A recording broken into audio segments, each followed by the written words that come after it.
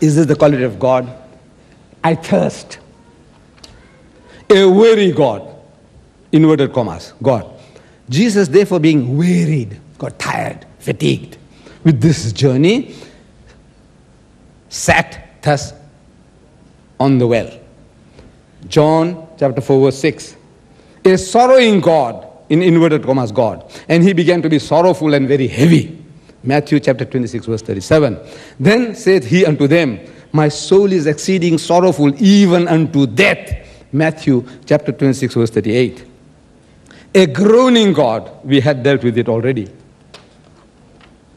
And now, with regards to the prophecies, you see, one of the points that has been put forth was the prophecies. My watch.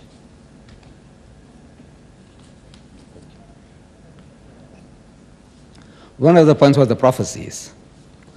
I said, now when you look at the prophecies,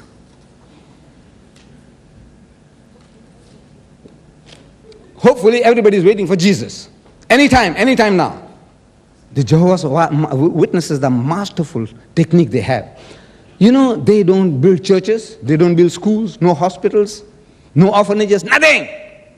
They just do their job. Because you know why? They don't buy farms in South Africa. No farms, no buildings, nothing. They hire halls. They call them kingdom halls. Masterful technique. Any minute Jesus is coming. Any minute, and you work people up into a frenzy. But this frenzy is going on for 2,000 years. Based on, I'm reading Mark chapter 13, verses 26 and 27. It says, then they will see the Son of Man coming in the clouds with great power and glory. Then they will see the Son of Man, means Jesus Christ, coming in the clouds with great power and glory. And then he will send his angels and gather together his elect from the four winds, from the farthest part of the earth to the farthest part of heaven.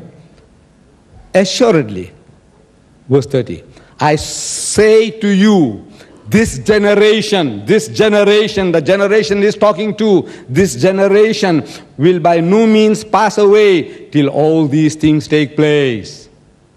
What did the people understand? They understood exactly what it says. And they were waiting. Every time they saw a cloud, that anytime Jesus is coming. Anytime Jesus is coming. And people have been selling that over this 2,000 years. They work out some figures, and this is right, 1914. Jesus is coming. 1918, Jesus is coming. And people sell the properties and everything, and they find, finish, damn squib, he hasn't come. He hasn't come.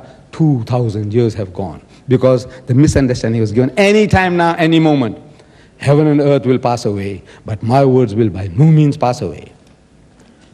Matthew tells us, making it clearer, chapter 10, verse 23, but when they persecute you in this city, persecute you, the followers of Christ, when they persecute you in this city, flee to another, run to another city. For assuredly, most surely, I say to you, you will not have gone through the cities of Israel before the Son of Man comes back. And they fled, and they were persecuted. The early Christians were persecuted, and they fled, and they fled. And they perished.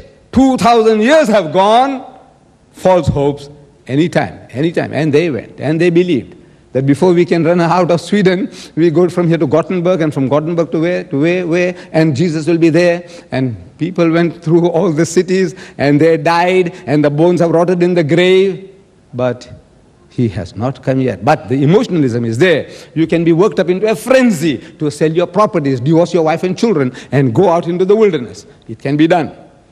This is how the warring God, the God who is going out a warring, the strong arm method of God in inverted commas, strong arm method.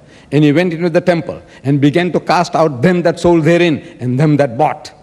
And when he had made a scourge, whip, Jesus Christ, of small cords, he got them all cords together and made into a whip. He drove them all out of the temple with a whip. And the sheep and the oxen, all beat them all out of the temple and poured out the changes, money, and overthrew the tables. And when he marched on to Jerusalem, you see, when he marched with his disciples to Jerusalem, and they're making a big noise, Hosanna to the Son of David, Hosanna to the